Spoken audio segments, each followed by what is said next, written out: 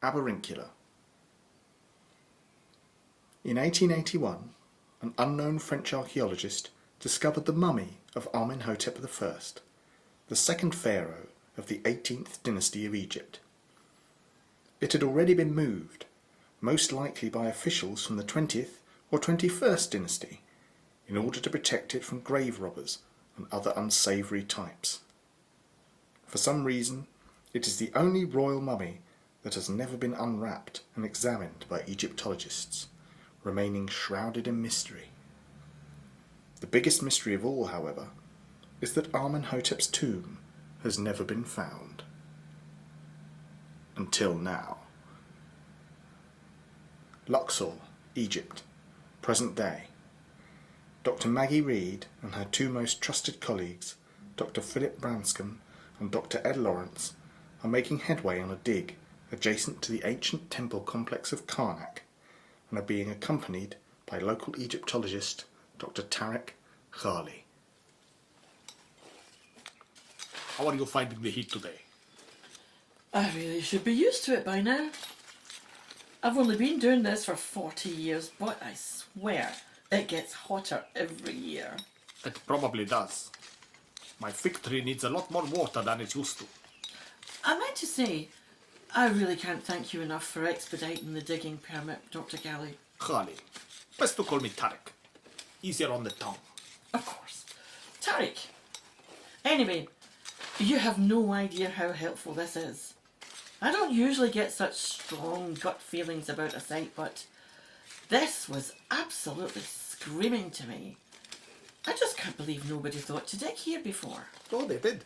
But for some reason, none of the previous parties ever went through with even the preliminary dig. They got to the assessment phase and then disappeared. It's a mystery to me. One I'm happy not to dwell on, not with the progress we're making.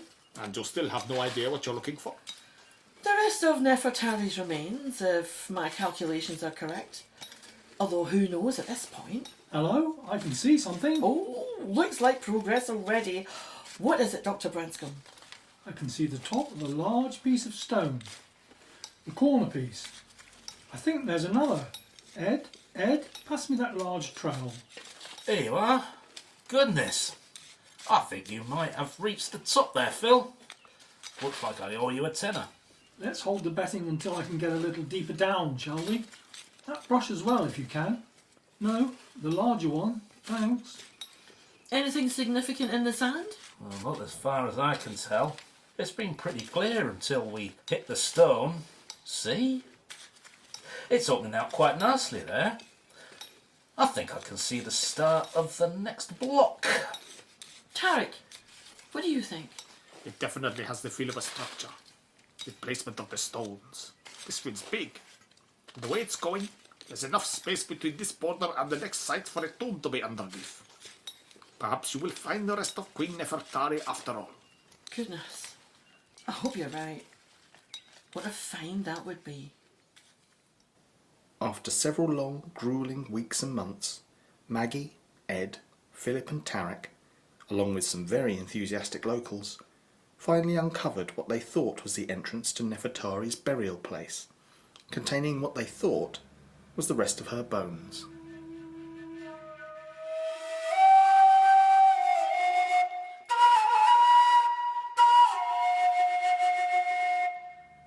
An exhausted but triumphant Maggie stands in front of the tomb, accompanied by Tarek, Ed and Philip. The tomb itself is guarded by some locals in the employ of Tarek. It is time to try and enter the structure. So, what's the golden rule? Don't touch anything. Absolutely. We document, we photograph, we examine, but we don't touch. Tarek will decide which artefacts need to go to the museum in Cairo. Isn't that right, Tarek? Correct. You may have as much time as you need to document everything. But after sunset, the Egyptian authorities will be taking charge of the site for security purposes. Of course. Now, are we all ready? Oh, never been readier. I'm even wearing the special gloves. There's just one... Ahoy! Ahoy there! Is he calling to us? I think he is. You know him, Phil. No, Never seen him before. Can I help you at all? Oh, brilliant, brilliant. I was worried you'd head on in without me, and these chaps wouldn't let me pass. Is there a reason why they should? Well, I'm an enthusiast, just like you, and the pursuit of knowledge is sacrosanct in my book. Randall Forrester, pleased to meet you. I have heard that name. I have been warned about you. Warned? You are, how do you say it, bad news. No, I cannot sanction you to accompany us inside. This discovery is for trusted personnel only. That's a shame. I'd have thought you'd want National Geographic to have the inside scoop, given all the contributions you've given them over these years. Nat Geo? You work for them? On a freelance basis, yes. I'm pretty pally with the editor-in-chief. I can submit work ad hoc and they'll publish me. Quite a tidy gig, if I say so myself. Publicity's publicity, as they say. I've not been a courted source for a while now, I must admit. I personally don't see the harm if he just stands well back, doesn't get between us and the objects. It's National Geographic, after all. I'm in two minds, but it's your call, Tariq. Though you might want to lead with that next time, Randall. Save us a bit of bother. Of course, though I hate to brag. I will accept on two conditions. One, that you obey all rules and guidelines whilst inside. Even the tiniest infraction will have you removed and barred from any future visits. And two, that your magazine makes a sizable donation to the Egyptian Archaeology and Heritage Fund. Oh, a bribe. Well, however you want to dress it up, it's good with me. So, shall we enter? Is this light enough? Fine by me. Goodness, it's pristine. As though it was built yesterday. I've never seen anything like it. First sight of hieroglyphs on the wall. Ed, any clues? The usual. Royalty, wealth, spirit ascending, communing in the afterlife, that sort of thing. We should be seeing the image of a queen before long. There's not that many female figures being depicted, I have to say. Tariq, any thoughts? I am not sure whether this is the tomb of Nefertari after all. Perhaps another royal tomb. Plot twist. Randall Forrester here, reporting from inside an as yet unidentified tomb in Egypt. It looks royal. No! Shut that thing off, please. I don't remember agreeing for you to start live streaming this or whatever you're doing. Sorry. Got a bit carried away. It's off, I promise. Don't make me regret this. Oh, there's more. And I think this is the burial chamber. My word. Does that door open? Only one way to find out. Ed, give me a hand, will you? Oh, wow. Oh, it's heavy. Too heavy. Any sign of any lever or something? I have seen this before. Just bear with me for a moment. Wow. How did you know where to find it? Like I say, I have seen this kind of setup before. Ah yes, this is definitely a burial chamber. For sure. There's an empty resting place over there. I'd expected to find disturbed remains. Any sign of a female figure on the walls, Ed? None yet. But there's this inscription. He who inspires great fear. My God! Wow! Say that again? Surely you didn't say. I see it too.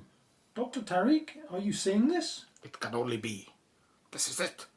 The lost tomb of Amenhotep the First. I can't believe we found it. And I was here to witness all of it. Oh, my luck is really on the turn lately. What a moment. Wow. This must be the very place he was laid to rest. See, there's the objects around him. For some reason they weren't moved when his mummy was taken. We've got a statue of Osiris, statue of Horus, statue of Bastet, and shine a light on that one for me, Phil. Oh, wow. statue of Isis, as well as goodness knows how many other artefacts. Incredible. What's this over here? It looks like a concealed area, almost like a stone ottoman. The oldest chest freezer in existence. Can you open it? I can try. Yes, it's coming open now. Oh, and there are some inscriptions on the side. What do they say? It is vital that you read them before opening it. These things are usually sealed for a reason. Let's see. The Eye of Ra, a drum, and Anubis. That doesn't sound good. Let me take a look. No. No. We must get out of here. Get out of here at once. Nobody touch anything. Stop filming immediately. We must leave as quickly as possible. This place is cursed. They're all cursed, Tarek. Everyone knows about Howard Carter. Tutankhamun even got to Derek Agora. I am not talking about that. This is something truly horrifying beyond belief. I beg you to leave for the sake of your souls. What's gotten into him? He seems pretty spooked, though Anubis never means anything good in my experience. I cannot stay a minute longer. I must cleanse myself before Allah. Tarek, wait! We're not done. Though I'm getting a bad feeling in my water. Shall we do what we can and get out of here as quickly as possible? We can come back tomorrow and try to negotiate a way back in with the authorities. Once we know Tarek's okay. Sounds like a plan. You went out. Maybe he just needs some air outside or something. We can keep an eye on Randall there. Maggie stumbled outside, desperately hoping to catch up with Tarek and beg him to reconsider leaving. Her team needed more time, she was sure of it, but this is often the way with superstition. It can manifest in different forms.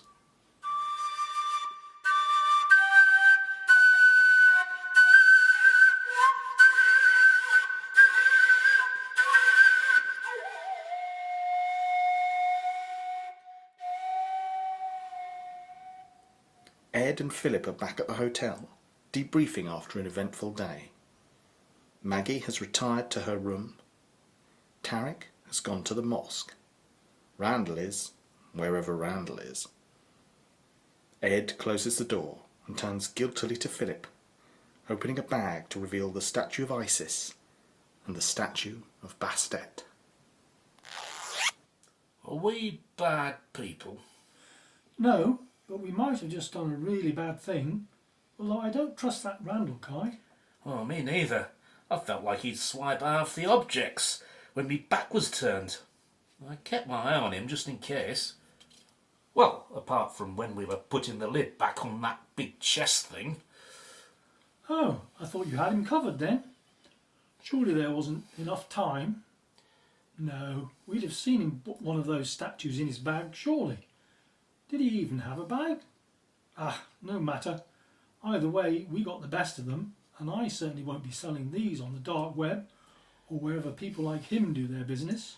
So long as Maggie doesn't find out, we're good. Though I think we'll have to be canny if you want to get these through customs. Remember that loan I took out before we left? Pure cash to oil up whoever needs oiling. More bribes. Wonderful. Not all of it's going on that, though. I'm quite hungry. Fancy some grub? Oh, of course. I'm always hungry. Ed and Philip leave the comfort of their hotel and head to the souk, where they wander through the crowded streets and stalls, dodging people selling their wares and the people buying them. The smell of food lures them to a shawarma stand, and they buy hearty portions before locating a row of benches, unoccupied except for Ileana, a veiled woman at the end of one of them.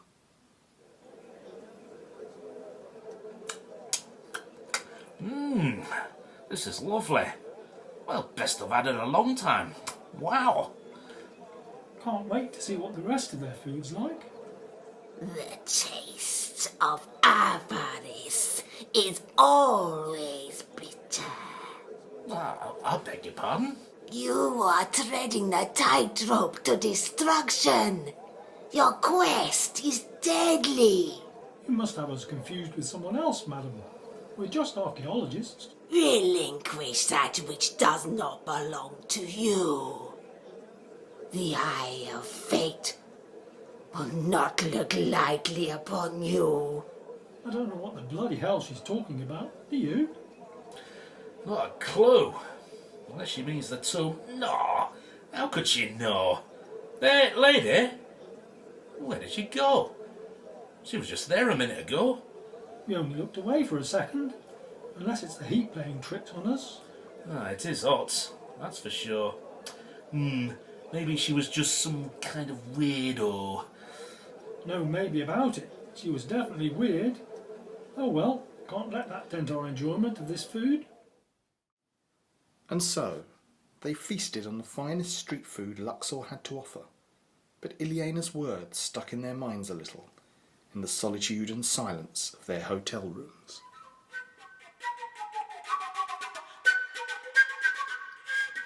History has seen its fair share of robbers and thieves, but none with quite the level of audacity as the British Museum. The Elgin marbles are only the tip of the iceberg, though an iceberg is one thing the British Museum hasn't tried to pilfer. And their rooms are stuffed to the brim with stolen antiquities from the days of the Empire and beyond. And so it is, when Maggie, Ed and Philip returned to the dig site the following morning to find the area cordoned off and an officious-looking man named Walter blocking the way. Is Dr. Galley around? I need to speak to him. Dr. Tariq Ghali. And no such person here, I'm afraid. And this site is now under the jurisdiction of the British Museum, and I cannot let you trespass upon this land. Well, typical. I might have known they'd get involved. But this is our dig. We found that tomb. We deserve to be the ones liaising with the Egyptian authorities. Where are they, by the way? And none of your concern. I can't see anyone Egyptian here. Even Tariq's locals aren't where they were a few days ago. We could just push past him, you know. Look, there's three of us and one of him. I reckon I could have him. You could have him, Phil. Security! Please ensure these men do not enter the restricted area. They just threaten me, and I fear for my safety. Great. Now he's got the big guns in. This site doesn't belong to anyone but Egypt. You hear? You can't get away with this. Oh, spare me. I've heard it all before. Jumped up little academics thinking they own something just because they move some soil around. We're not claiming ownership of anything here, pal. We have permits to dig, and we need to document more of our findings from yesterday. Oh, well, that's tough. You had your chance yesterday. Now, leave the area immediately or I shall have you removed. Bring it! I know jiu-jitsu. Leave it, Phil. It's not worth it. Let's not get ourselves arrested for tussling with these goons. You can be thankful my fighting days are behind me. I'm gone. We're gone. The absolute bloody cheek of that man. Who does he think he is? Stanley, it's Walter. I've just had some unwanted visitors. A Scottish woman. I think I know who you're referring to. Did she have her two lick-spittles with her? She did, yes. And was the Egyptian there as well? Dr. Carley? Tariq something. Garley, I think. No, he wasn't. But she seemed to think that he ran the show. Of course she did. I assume you put her right? I most certainly did. What of our other friend, Mr. Forrester? I believe he secured the last of the antiquities late last night. All it took to get the locals to Scarpa was a few £100 here and there. Small in the grand scheme of things. Excellent. Well, it all seems to be going to plan, and I can tell you now, my superiors are going to be very, very pleased with your work. We can't have jumped-up little so-and-sos sticking their oars in and jeopardising the supremacy of the Crown's collection, can we? No. And I know, it's no longer strictly the Crown, but it's the pride of Britain at stake here. Things have been starting to shift in a direction I don't like, and it's time we put a stop to that. Restore the natural order of things. Anyway, I trust tomorrow's extraction will go without a hitch. I've been at this too long to allow anything else to happen. Excellent. Let's speak again in person. Keep it minimal for the rest of the time. Goodbye. And so it was, the latest round of treasured artefacts being reappropriated by the old colonial masters. Does anything really change? One has to wonder.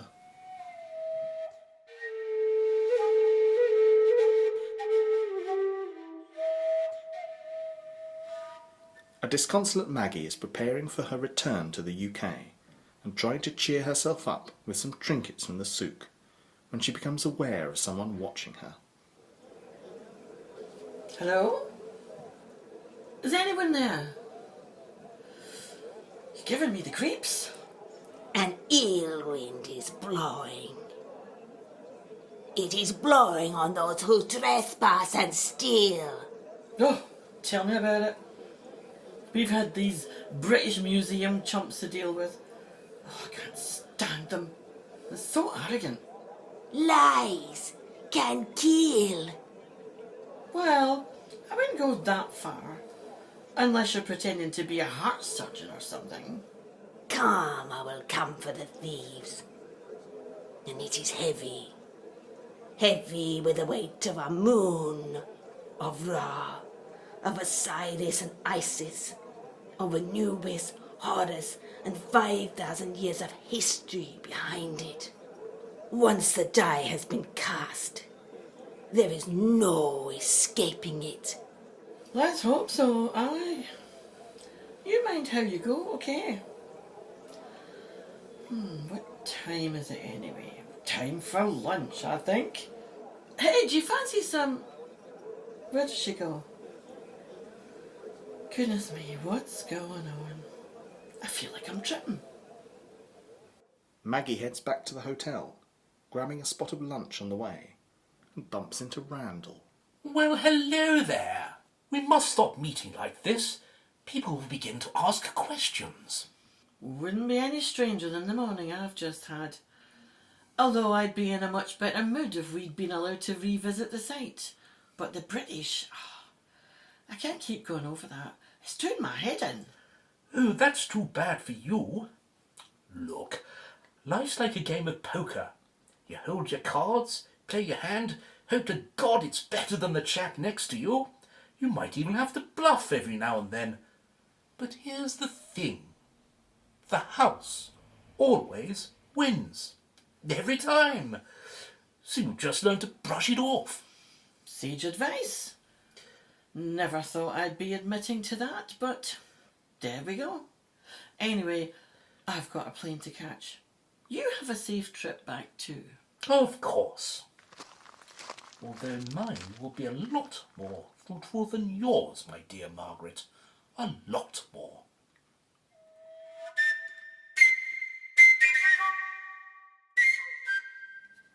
Before she became an expert in Egyptology, Maggie Reid used to sell goods on her father's stall.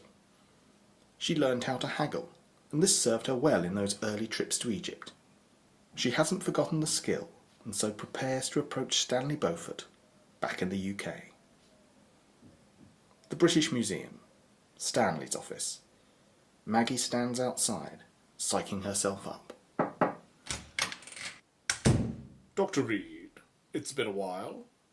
Do forgive me for saying that I had hoped our paths would not cross again.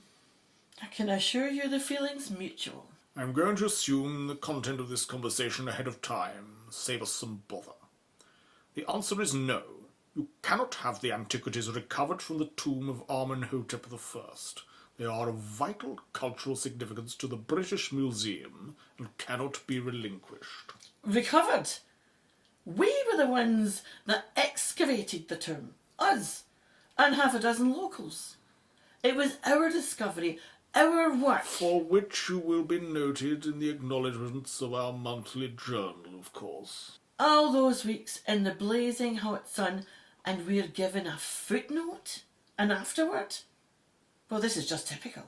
And quite frankly, I'm not going to stand for it. What exactly do you think you can do to change this?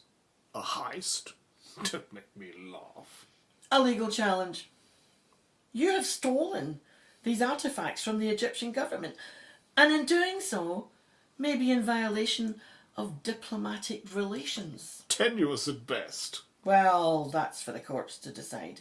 You'll be hearing from my solicitors in due course, and from a UNESCO representative.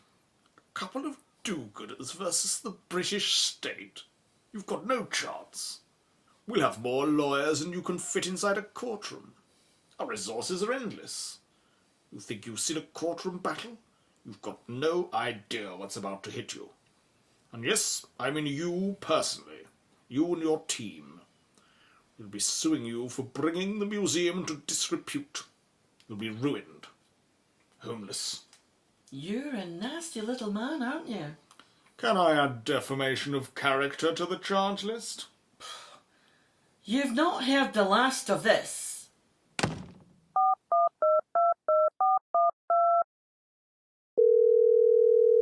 Walter, it's Stanley.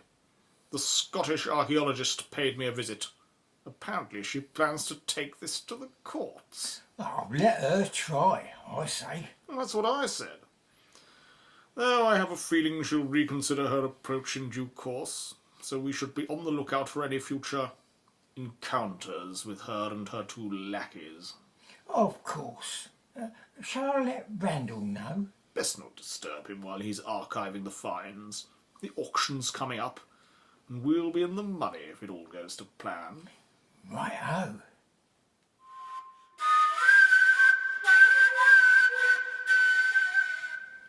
It is the evening, and Philip is settling down with a good book and a mug of hot cocoa. He surveys the statue of the cat goddess Bastet on the mantelpiece and smiles. Who'd have thought, eh? A year ago, nobody even knew you existed. And now you're on display in my living room. Whoever said black cats are bad luck? Foxes again. I really need to find a way to keep them out. I can't have fox poo on the lawn.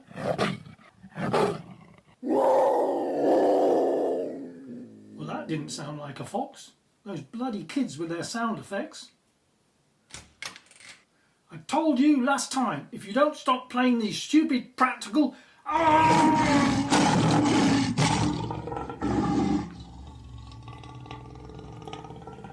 Dr. Philip Branscombe met his end at the hands of a black leopard, often mistakenly known as a panther. Though when the police were carrying out their investigation, none of the CCTV cameras focused on his house were able to detect the beast. How very strange.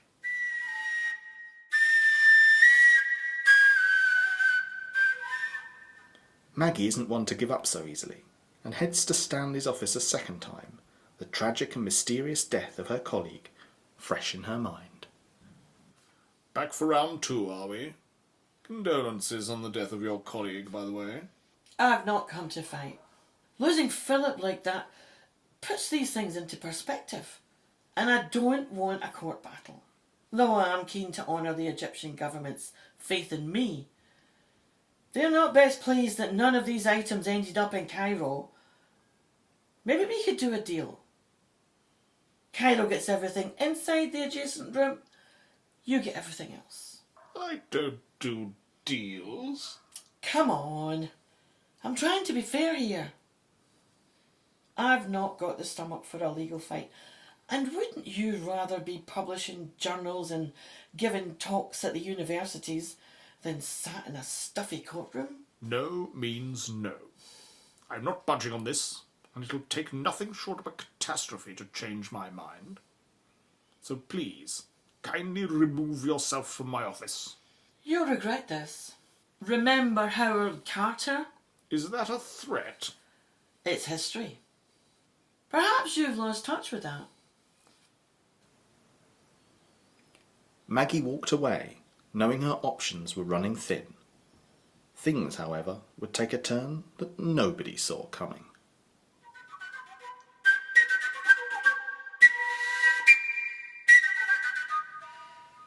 Dr. Ed Lawrence's first love is archaeology, but his second love is his motorbike. This is where we find him, donning his leathers and about to head out, when he receives a phone call from a friend. Hi. Oh, not too bad, actually, given the circumstances. I just can't believe how it all happened. I know, poor Phil. Well, at least it were quick. Yeah, the leopard severed his carotid with a single bite. Oh, listen to me. How ghastly. Oh, yes, at least I have that winged Isis statue to remind me of the good times. Oh, thank God the British Museum didn't get their grubby hands on that. Anyway, we should catch up soon. Yes, about to go for a ride. Might stop off at that pub Phil and I used to go to at uni. Raise a glass to him. Toodaloo.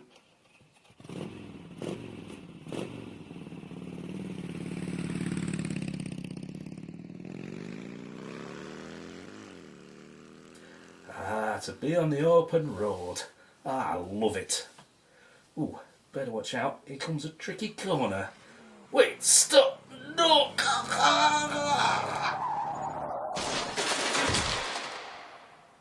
Nobody ever found out what caused Ed, an experienced motorcyclist, to lose control of his bike near some telegraph poles, or how he ended up tangled in them 20 feet from the ground. The police said he had been strangled, and that his arms were stretched out like a bird's wings. How very curious.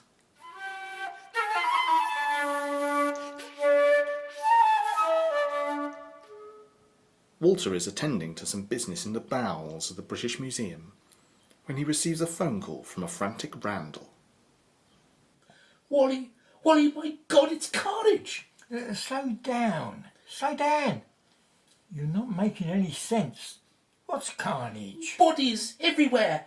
I've never seen anything like it. Horrific. Oh, God, I think I'm going to be sick. Look, take a deep breath and talk to me. What happened? What bodies? Well, the auction.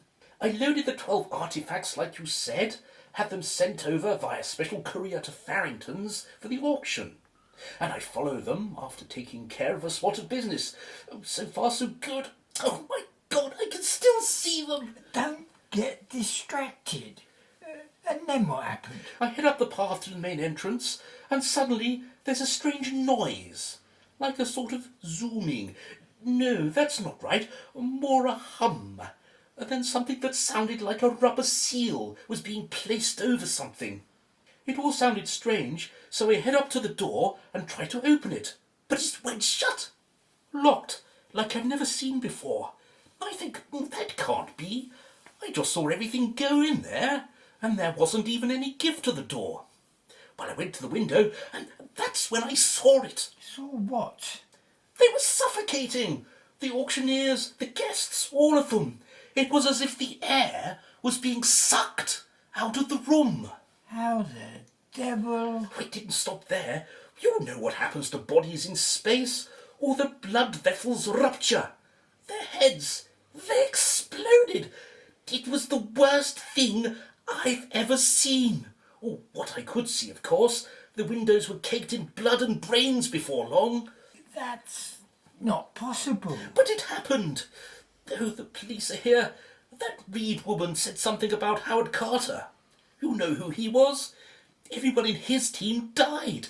What if that's happening to us because we took the artefacts? No, tell Beaufort I'm out. I can't be dealing with this. What if I'm next?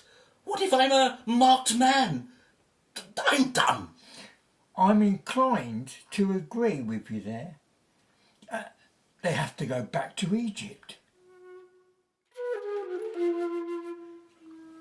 Maggie is still reeling from losing both her colleagues in a matter of days when she receives a phone call from Stanley. If you've called to gloat, I'm not in the mood. I'll hang up. Dr. Reid, you mistake me for a cruel, callous man. I am nothing of the sort. I am calling to tell you that you won. The items can be returned to Egypt. They should never have been taken from there in the first place. Did the Farrington's gas explosion change your mind? Let's just say I have no desire to become a footnote myself. And yes, that was a tragic incident that perhaps, if we take superstition at face value, could have been avoided. Either way, I'm not taking any chances. They'll be sent to Cairo in the morning. Expect them there by the end of the week. I'll let Dr. Tariq know.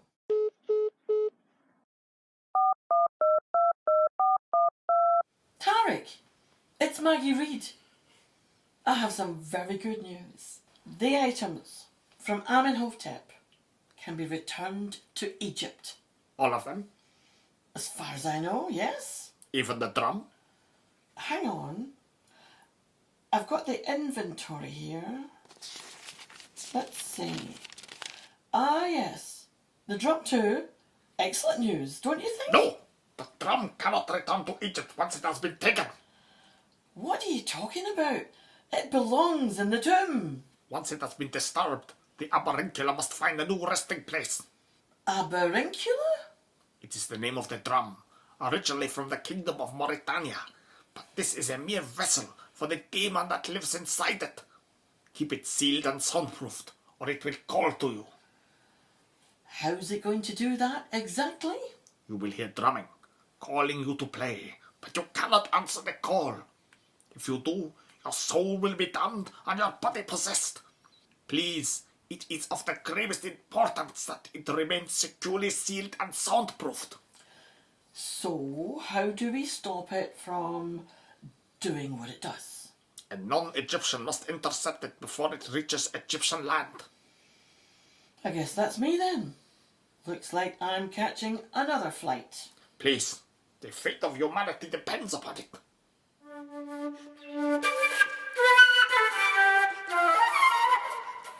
Maggie has arrived in Cairo and is approaching the museum, having landed too late to intercept the shipment of artefacts. There is an air of anxiety and concern among the staff. Dr. Maggie Reid, here to collect a drum. Please, wait here. I will call Dr. Kali for you. Dr. Reid, we feared you would never come. Please, do you have a suitable container in which to transport the Aberinkula? Only the suitcase. I've stuffed it full of foam. Hopefully that does the trick. I am not sure it will. We will pray for your soul. Please, we cannot touch it. It's been left in that room. Over there. You will need these gloves. Better safe than sorry, yeah. Here we are. Okay, fingers crossed. Might as well cross myself too. Oh, heavens. What the... Oh dear, I don't like that. Oh, it stopped. Maybe it's just my mind playing tricks on me. Here we go. I'd stand clear if you're still worried about it, Tariq. Wouldn't want to release that bad juju. Inshallah, you will find a suitable place to entomb it for all time. Aye, let's hope so. I'll see if the hotel can put it in a safe. My flight's not till tomorrow. All the best.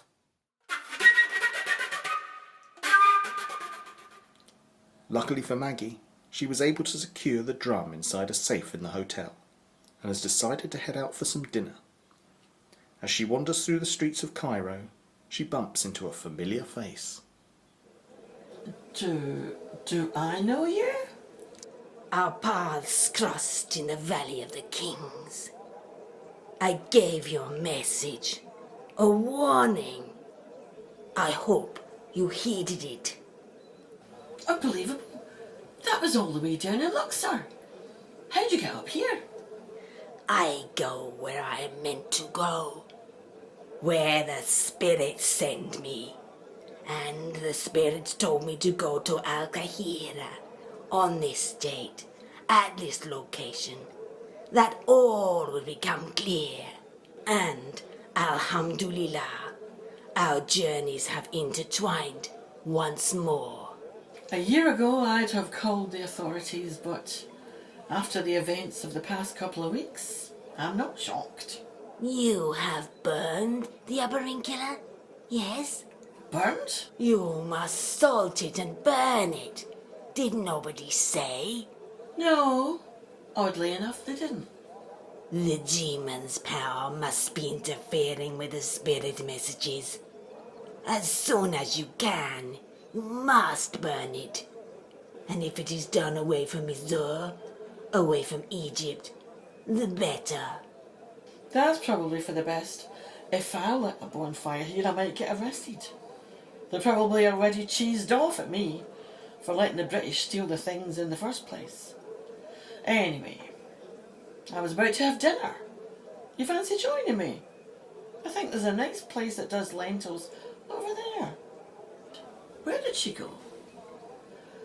I swear that happened last time. This place, I swear to God. Maggie did indeed fly home the next day with the drum in secure storage. She bought salt, fuel and matches on the way home from the airport and is currently getting ready for bed. What's that? Who's there? Surely not. No. Need to lock that thing away. Never thought I'd be using a safe for this, of all things. Oh, would you shut up? Oh, right. Thank you. You are welcome. Oh my God, no! Don't mess around with you anymore. Come on, in the safe you go. Give that dial a nice big spin and you're locked up. And you'll be ash this time tomorrow.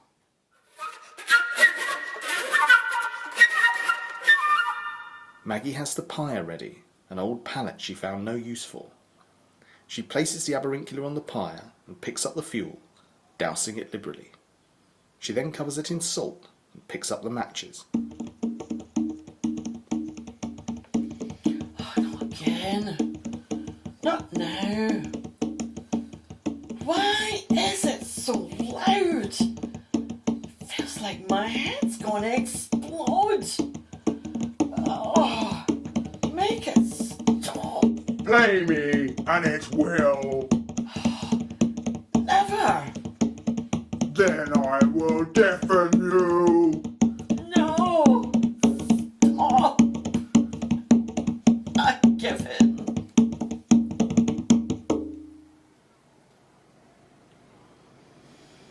Where am I? George Square. You are a little girl again. The orange men are marching. Do you see them? Do you hear the drums? You long to play the drums, but your mother hated it. Now you can. Play them. Play the drum. Play me. Set me free. Must play. That's not so bad after all. I can even hear the music in my head to play to. Oh, but I can't stop. Help me. My hands, I can't stop. No, what the hell are you? You look evil. Just one more bar. Oh!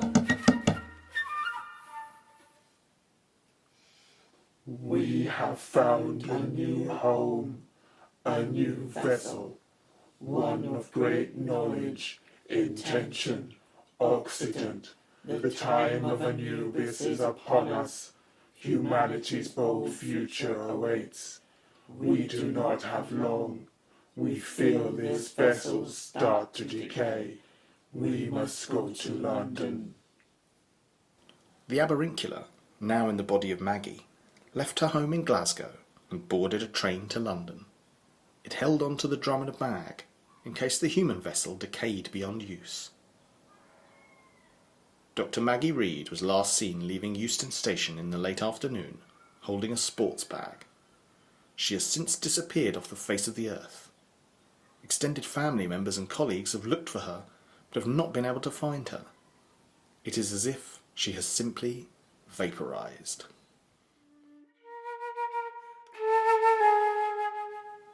We jump a few months in time to the British Museum, where Stanley, Walter and Randall have forgotten all about the Amenhotep debacle and are celebrating another ill-gotten haul from the global south.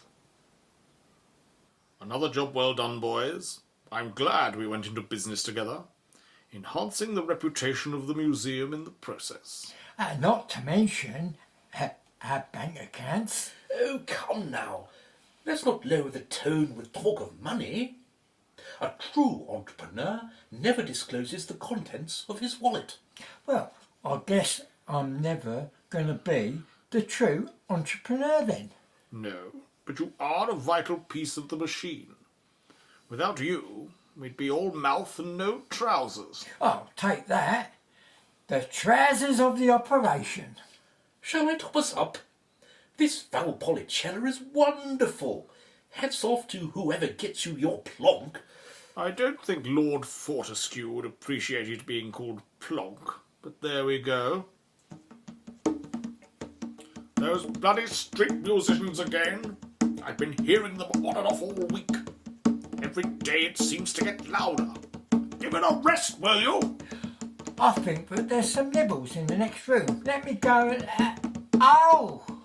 Are you quite well? I'm stuck. I think I must have stepped in glue or something. My shoes are welded to the floor. There must be some thinner somewhere. Maybe I can shut those layabouts up at the same time. My goodness! My feet are stuck too! And mine? Is there something wrong with the floor? Who did this? I can't move. Oh God, that drumming's so loud. It feels like it's inside my head. I'm sinking. Is anyone else sinking? It's past my ankles now. Help! Someone! Anyone! Help! I don't think they can hear us. It's like the floor's turned into quicksand or something. Wait, the drum. No, surely it can't be. I didn't take anything. I gave it all back. Gave what back? I don't God, breathe! I'm sorry, Amenhotep.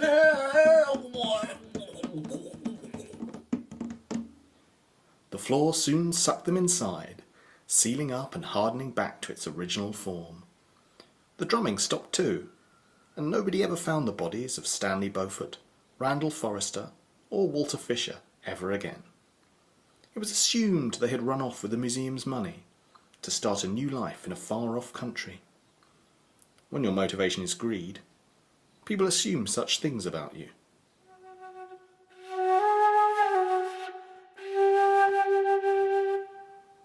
Dr. Tariq Khali is resting at home with his wife Rania when he feels a chill down his spine. Are you okay, Habibi? I am, my love. Perhaps I am concerned about my fig tree. It has been looking unwell of late. The heat has been drier than usual. It may be that. Why don't you go and check on it? Is the Scottish doctor still mystifying you? A little. Sometimes I feel as though she is near. Sometimes not at all. And sometimes I think I hear the drumming, but it is nothing but the wind. It will pass. As time passes, so it will pass. Of course, Habibi. I must remember that. Here's some water for you.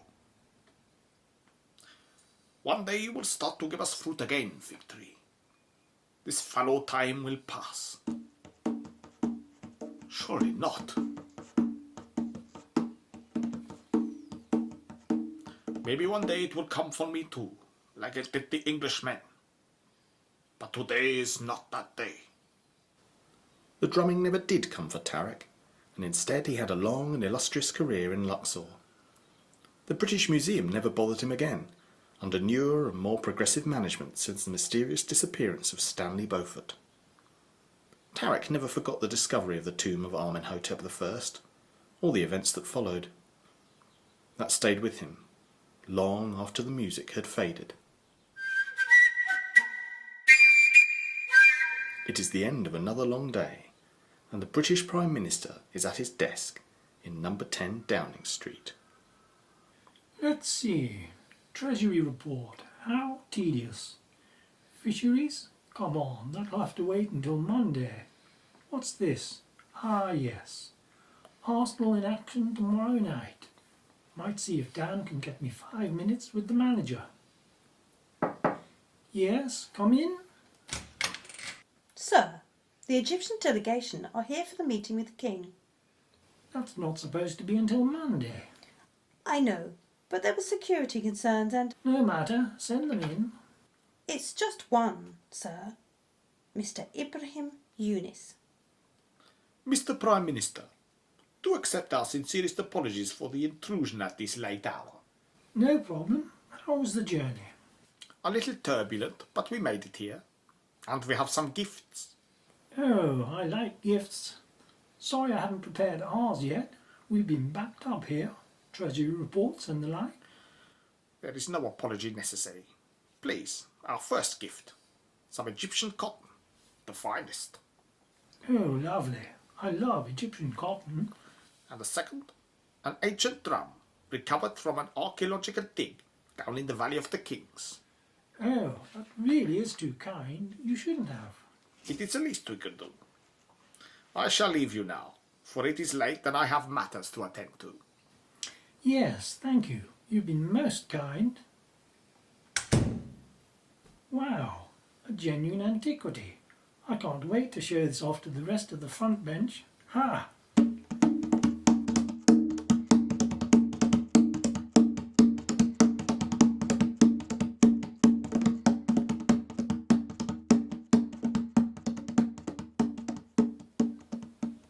Aberinkula by R.M. Shine.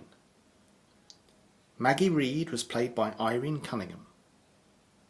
Philip Branscombe and the Prime Minister were played by Andrew Reid.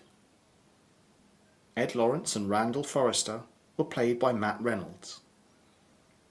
Walter Fisher was played by Dave Patchett. Ileana, the Aberinkula, Rania and the staff member were played by Shiva Gowrie. Tariq Kali, the narrator, Stanley Beaufort and Ibrahim Yunis were played by Rue Shine. Credits by Rue Shine.